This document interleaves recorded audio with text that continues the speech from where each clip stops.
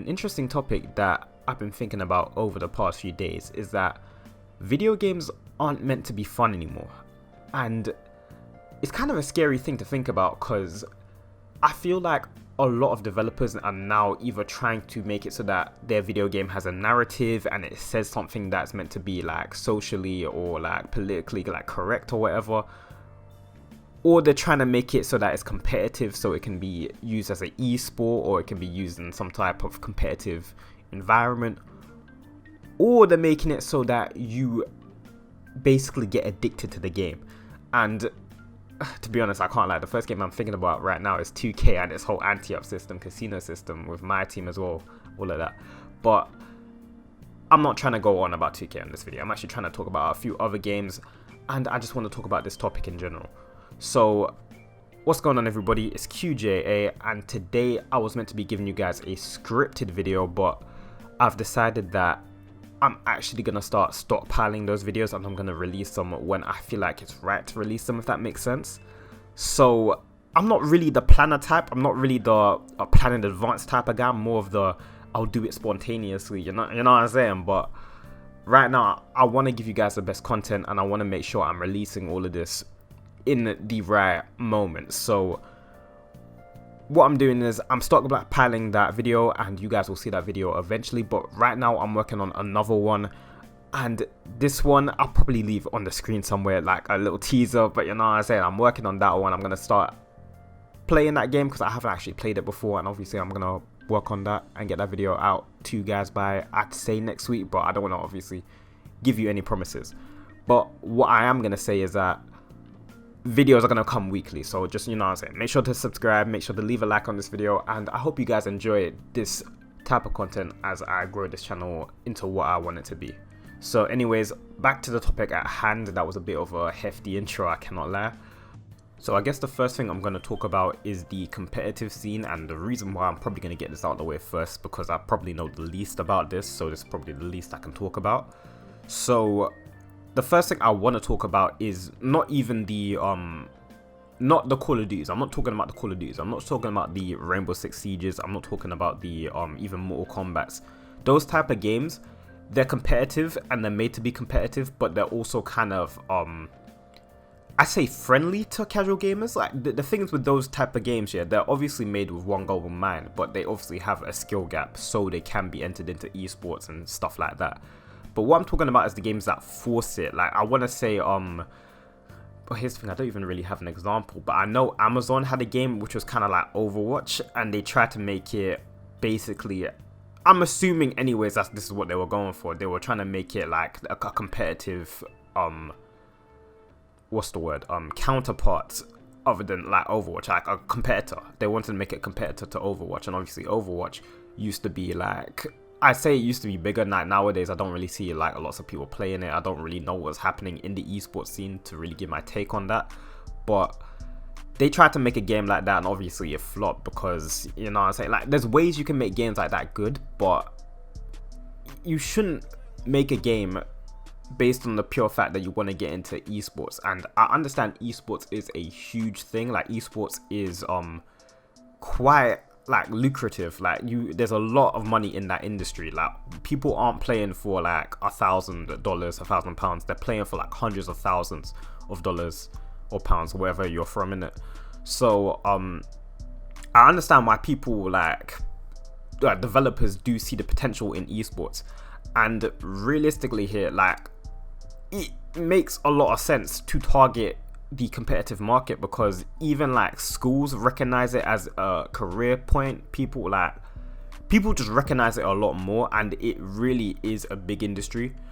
But at the same time, by making like forcing the whole multiplayer competitive thing, it's like it makes games kind of stale, because unless you have a good twist on it, then it's not really that, you know what I'm saying, it doesn't really change anything. The next thing I want to talk about is that games that kind of just try and hook you in with the bare minimum while also including something like a battle pass, or, you know what I'm saying, they try and basically lock their content away with like microtransactions.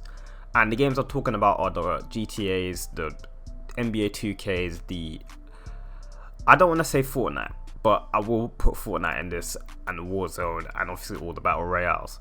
And the reason why I'm kind of putting this as a negative is because I don't want to blame Fortnite, but it kind of was Fortnite's fault for starting this whole battle pass scheme, and it worked for Fortnite, but now there's tons of other games now doing this whole battle pass scheme to keep you on the game, but rather than giving you like that whole full package that we're actually probably deserving. Like for example, Destiny 2, they've done a whole battle pass system, and apparently I've heard that some people like it, but obviously like they in return also took out like most of the content in the game, so it's like, well, to be honest, no one really knows what's going on with Destiny. But like, as I said, that battle pass system right there, yeah, like obviously it gives you extra rewards and reason to play the game over and over, but Destiny 1 just had expansions and that did fine, so I don't know why there was actually any need for a battle pass system. And also now, because of this, and because people now see the like amount of money you can get from microtransactions and how profitable they are, I feel like developers are really trying a lot less, because they feel like if they take the risks to go ahead and make a massive game, then they might not get as much as if they just made a game like a shooter and then or battle royale and then just slapped a battle pass on it.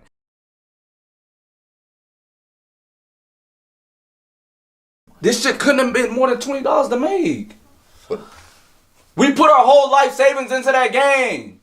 It took like 20 years to make the game. Bro, I put my kids' whole tuition into that. My wife and I put my house into that. So what? So what are we gonna do? What are we gonna do? What you want? What you gonna do? Die. I don't know, nigga. I don't know. You know what I'm saying? Like, it's just kind of like, it just really like just ruins the industry, because there's just no diversity right now. Like, I'm telling you right now, there's only a few games that I can point to which actually make the game like that are actually like full packages of a game. And one game I do want to point out is Persona 5, and obviously if you guys hear the music, then you obviously and you know where it's from, then you know that I really like that game.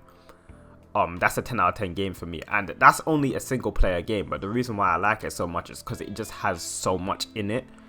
And personally, I'm drawn to stories, and I'm not saying that story games are the only thing for me, but what I am saying is that when a game has a good story and it has great gameplay and great features inside of it all, I would rather pay for that than a multiplayer game which is just another shooter that I can play with my friends that I will get bored of in the next 2 weeks, basically. But speaking of story games, I also now lastly want to move on to the point of where I feel like now a lot of developers make story games or single player games just to kind of like prove their own social agenda or whatever. And one thing I do want to point out is The Last of Us Part 2, because I feel like rather than making a good story, what they did was they put a lot of stuff in there that was just I can't say this word, politically correct. And then afterwards, they, rather than making the game about the main character who was Ellie, they kind of then switched it to Abby. And I feel like they're doing this because they kind of want a different protagonist or whatever, but like, I don't know why they actually done that. Like, personally for me, I didn't enjoy the story, but I haven't played the game. So maybe I should play the game and maybe I'll probably lean more towards maybe liking it. But from what I've seen, and obviously I've seen the entire story, you don't really need to play a game like that, I would say. But you know what I'm saying, I haven't got the full experience, so I don't really wanna speak too much about it. I'm trying to think of another game that kind of just proves us, like, just forces a social agenda. Okay, I can't really think of anything right now. So basically what I'm trying to say is that rather than making a good game, a good story, and rather than, you know what I'm saying, doing something that's the players will like, a lot of the developers will just try and make something that stands out and that will get picked up in the media, that people will talk about, and you know what I'm saying, stuff like that. And that is just terrible, because if you're gonna do that, then you're not going to like hook in your core fans. Like, I don't understand why a lot of developers, rather than making a game for the fans, they make a game for these extra outlet pieces, you know what I'm saying? I don't understand why they do that. But you know what I'm saying, it is what it is. I'm gonna actually end the rant off here. I don't want this video to be too long, so thank you guys very much for watching. If you like my commentary and are new to the channel, please leave a like. and also subscribe because that'll very much help me out.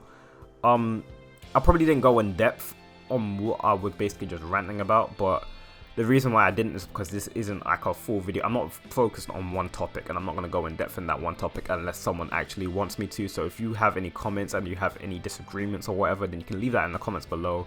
Please take what I'm saying as just my opinion. Don't take it as pure facts, because obviously everything is subjective. I'm not saying that like my mind won't be changed. I'm not saying that I'm trying to force my opinion down your throat. I'm just sharing my opinion. So you know what I'm saying? You don't need to, because I know a lot of people can be very opinionated, and I know that people can, you know what I say, take it the wrong way. But please just don't take any of this the wrong way. If you felt offended or whatever, like I don't really know why you would, but other than that, you know what I'm saying.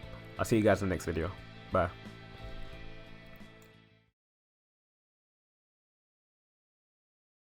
$25. How much you made back today? Today?